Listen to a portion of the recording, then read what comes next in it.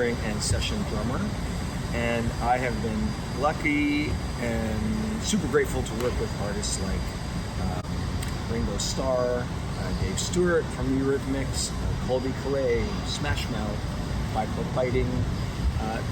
Some of these are sessions, some of these are tours, and many more.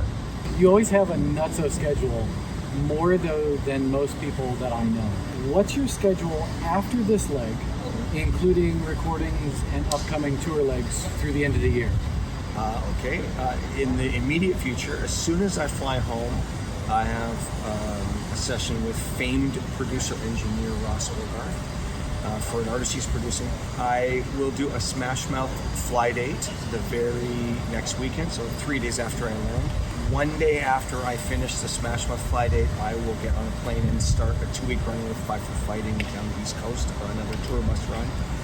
And in between all that, I have to fit in a session for Alex Lifeson's new solo project called Envy of None. When you're prepping your projects, which I often actually see you doing while you're on Brit Floyd, how do you prep? It varies project to project. I think that for touring project, it starts with asking for a song list from the artist, then finding out what versions we're doing, reviewing any past live performances that I've done with them, but mostly just making sure I have my charts. I have my cheat notes. The best prep that I do is getting, I have both paper, handwritten charts, and of course I've digitized those onto my iPad. So I have to make sure, part of the prep is just administrative, making sure that the proper charts are stuck in the iPad and I have them in the right order. And I kind of take a glance through them and look at tops and tails, beginnings and endings, to make sure that I familiarize myself with that stuff. But I never actually get on a drum kit. The only prep I've ever done like that is for Brit Floyd. Because it's such intensive reading for me to reproduce Mick Mason's parts in Pink Floyd, I do so much reading that the prep for that at home is I set up a kit. I've done both acoustic kits and electronic kits. And I play to the multi-track where I have everyone's performance live from any given show.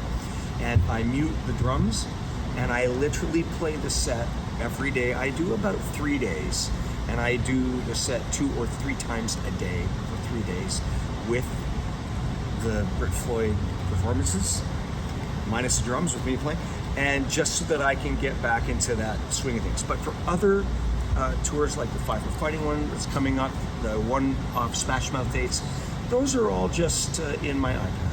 Half memorized because I've done the gig so often, half not. Half, I still need to start, it's my security blanket. I still need them there. I might not look. I definitely look at the beginning. I definitely look at the end. I think I can get through the middles of most, but yeah, so that's my prep. Okay. When you come out for a new tour after you've done, coming from something else, do you typically ask for any extended sound checks or a day of rehearsal, or tell me what that's like with some of the different bands that you play with most often? Yeah. In a perfect world, it would always be great to have a rehearsal. Most of the times, the reality is there's no time for that. The first time I played with Colby Calais years ago, I was basically subbing in for a drummer who was literally leaving the tour for a week in the middle of a tour to attend his brother's wedding. And I was just flying out and meeting the bus in a city, doing a regular sound check, not even an extended sound check, and then playing that evening. So the pressure was for me to show up knowing accurately what that drummer has done, so the playing wings don't tip. It's not like I would go listen to different versions and contradict what has been played. My goal is to basically come on in, chart, listen to all of the live versions. I chart them in my own shorthand, which is basically the very reason I've been able to do what I do for the decades I've done it, where I don't have to write every single note. I don't use staff paper, but what I do write is accurate enough that I can almost replicate everything that I need to replicate, as if I've had that rehearsal, as if I played for that act for any gigs. I'll have to put a link somewhere about your Drumeo video about your charting. So you have your own language. I do have that. it's all shorthand. It's all like it's quasi-Egyptian. But once I give you the key to the notation, all of a sudden it's like, oh, I see. Yeah, it's just messy. It's sloppy because I do it very quick. Because I hate charting. Yeah. But charting is what saves me from having to listen to audio over and over for hours and hours every day. Yeah. That's the trade-off. Yeah. So you do tons and tons of sessions when you're at home too. Are they typically sessions with a really fast turnaround, or are they something you have time to prep for, or a mix of both? Mostly the first option, which is a quick turnaround.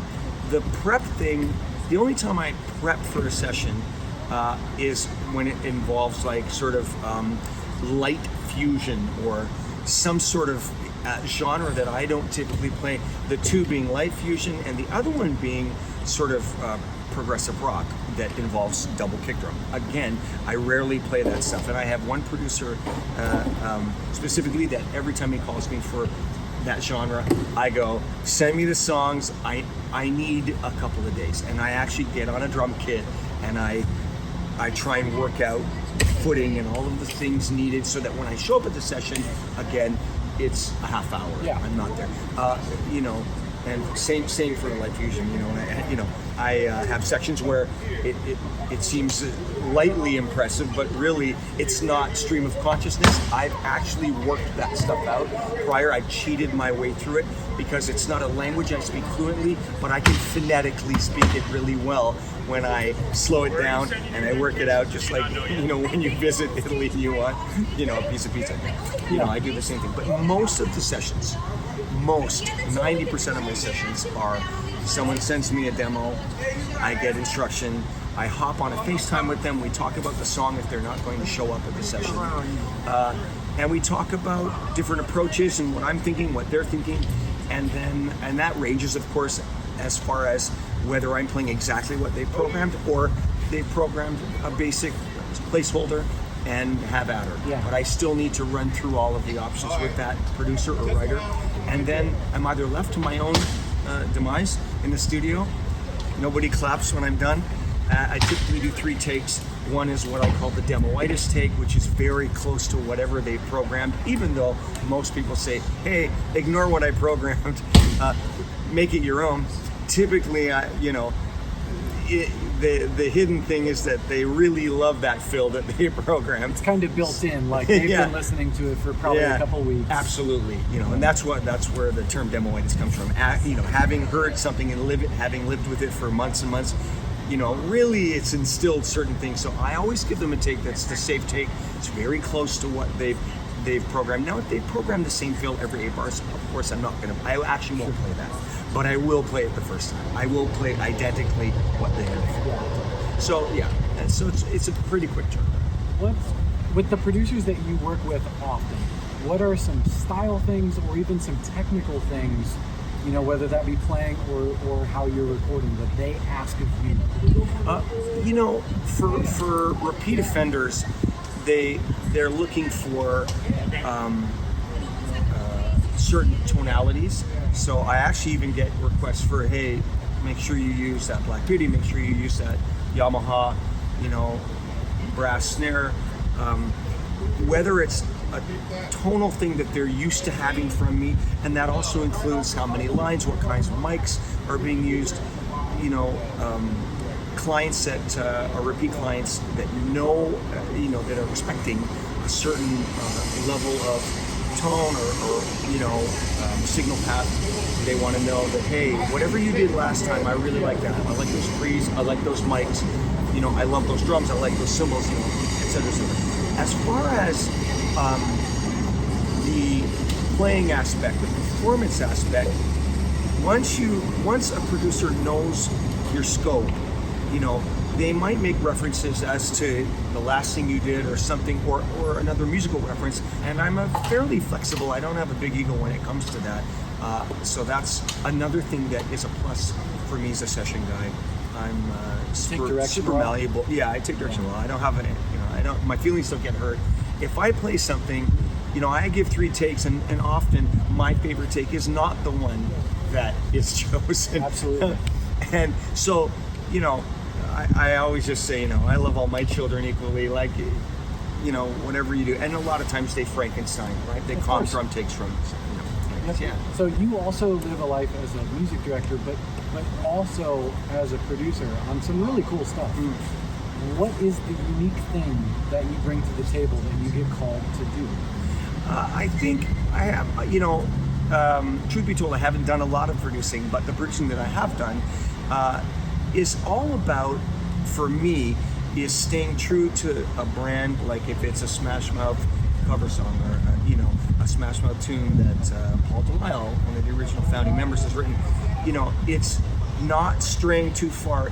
The balance, the rope I'm walking is retaining what that artist naturally brings to the table, with now having that artist be flexible and giving me a certain amount of faith in being able to bring some current tones, some interesting production ideas. That is a road that is always interesting and can be bumpy at times, because you're dealing with personality, you're dealing with, again, someone who's lived with an idea for much longer than you've heard it, and so you have your vision, they have their vision, and so what I like to do is as best I can retain as much of their vision and their passion to that performance or that song as much as possible. As far as MD, MDing is half babysitting and half, it's basically wrangling kittens a lot of the time. But I have a natural, I'm just bossy naturally, so sometimes MD, that role just falls in my lap, because I'm the one, yelling at people about, endings within reason, though. Yeah, of course. Yeah. I'm not a mean person per se, but I am someone who is pretty organized and methodic, and I have that running checklist in my mind all the time, and that's musical. That's from what set an act is going to play, what songs are we missing this, from housekeeping things to input, artistic input on the gig itself. And MDing has become really just a caregiving role. It's good. It's like kind of like just under a tour manager, only you're doing both a little bit of tour manager, you're doing a little bit of music.